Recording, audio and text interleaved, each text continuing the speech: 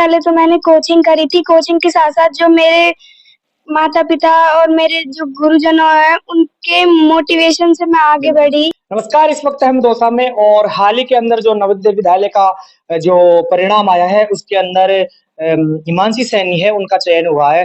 तो हम इन्हीं से जानेंगे कि जो ये गुड़िया है इन्होंने किस प्रकार से मेहनत की और मतलब कि ये जो नवोदय विद्यालय है इसमें चयन हुआ है। सबसे पहले तो आपका हमारे चैनल पर बहुत-बहुत स्वागत है। आप जो इस सफलता आपने को जो मिली है, इसको आप किस नज़र से देखते हैं?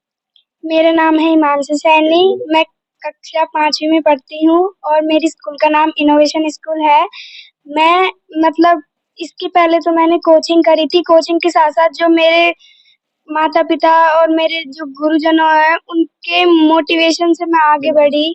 मैंने मैंने कोचिंग के साथ-साथ मेरे स्कूल का भी ध्यान रखा और मैं जो कोचिंग में पढ़ के आती थी, मैंने यहाँ पे भी उसको रिवाइज़ करा और ऐसे मतलब इसके एग्ज़ाम ज़्यादा टफ नहीं होती, ईज़ी होता है पेपर। जो इसको मतलब जो पास कर जाता है वो अच्छी वहाँ पे भी अच्छी पढ़ाई चलती है और अगर जो पास नहीं कर पाता है, तो वह यहाँ पे भी पढ़ सकता है, स्कूलों में भी बहुत अच्छी पढ़ाई चलती है और वहाँ पे भी बहुत अच्छी पढ़ाई चलती है। आपको इस नवोदय विद्यालय के बारे में सबसे पहले आपको किसने जानकारी दी कि भाई इसके अंदर ऐसे एग्ज़ाम होती है और आगे आपको मतलब कि 12th तक आपको मतलब कि इस पढ़ाया जाता है और इसके अंदर एक अच्छा होता है। तो आपको इसके बारे में किसने आपको पहले सबसे पहले मोटिवेट किया? इसके बारे में मेरे माता-पिता ने और मेरे टीचर थे कोचिंग वाले, उन्होंने मेरे को इसके बारे में जानकारी दी और इससे मैंने आगे की मतलब फॉर्म भरा और मैंने कोचिंग की इसकी तैयारी करी। आपकी जैसे विद्यालय है उसके अंदर आप डेली में अध्ययन करने जा रहे हो, तो उसमें आपके जैसे छात्र-छात्राएँ हैं कॉले मतलब स्कूल के अंदर है, तो उनमें से और भी बच्चों ने फार्म लगाया था या सिर्फ़ आपने ही इसकी एग्ज़ाम दी? मेरे अलावा 2 लड़कियों ने और लगाया था, उन्होंने इंग्लिश मीडियम से भरा था और मैंने हिंदी मीडियम से भरा था। तो उनके जो पैसे जाए थे, उन्हें पढ़ने में उन्हें प्रॉब्लम आई थी और उन्होंने ओएमआर शीट भी गलत भर दी थी। तो इनकी वजह से उनका सिलेक्शन नहीं हो पाया, तो वो बहुत दुखी हुई।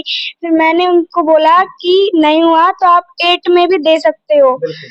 मैंने उनको मोटिवेट किया कि अब अभी आपका उसमें नहीं हुआ है, तो इसमें भी बहुत अच्छी पढ़ाई चलती है, तो आप इसमें पढ़ सकते हो, उसमें पढ़ सकते हो। तो बच्चे का बड़ा मतलब कि एक मोटिवेशन है कि ये कोई ज़रूरी नहीं है कि हमको हर चीज़ कोई मिल रही है तो वो किसी न किसी वजह वजह से या तो मिलती है या फिर नहीं मिलती है, तो उसका अपन को एक रीज़न समझना चाहिए।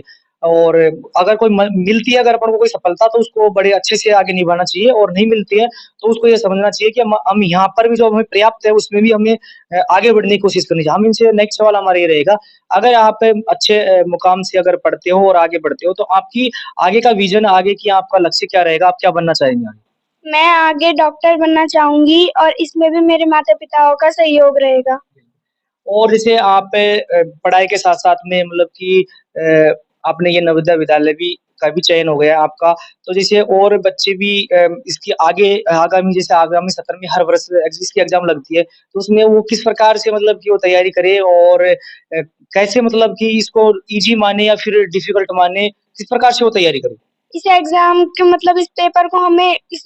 को हमें लोडली नहीं लेना है, इसका ईज़ी पेपर आता है और जो हमें कोचिंग में पढ़ाया जाता है, हमें घर पे भी उसका आके रिवीज़न करना चाहिए और अच्छे से पढ़ाई करेंगे, तो हमारा भी सिलेक्शन इसमें हो सकता है। तो आपने सुना और देखा कि जो ये हिमांशी सैनी है, इनका फिलहाल जो नवोदय विद्यालय का जो रिज़ल्ट आया है, इसके अंदर इनका चयन हुआ है और ये अभी 5वीं कक्षा के अंदर अध्ययनरत है और दौसा ही निवासी है और एक दौसा के एक निजी स्कूल में ये अध्ययनरत है। तो इनका चयन हुआ तो इनको मतलब माता-पिता और परिवारजनों और स्कूल तमाम लोगों में मतलब खुशी है और ये बड़े गर्व की बात है कि एक कॉम्पिटिशन की एग्ज़ाम लगा लो या फिर आगे फील्ड के लगा लो, तो वो क्या है कि 18, 19, 20 साल का बच्चा एग्ज़ाम देता है, तो वहाँ पर बच्चे को पूरी समझ हो जाती है।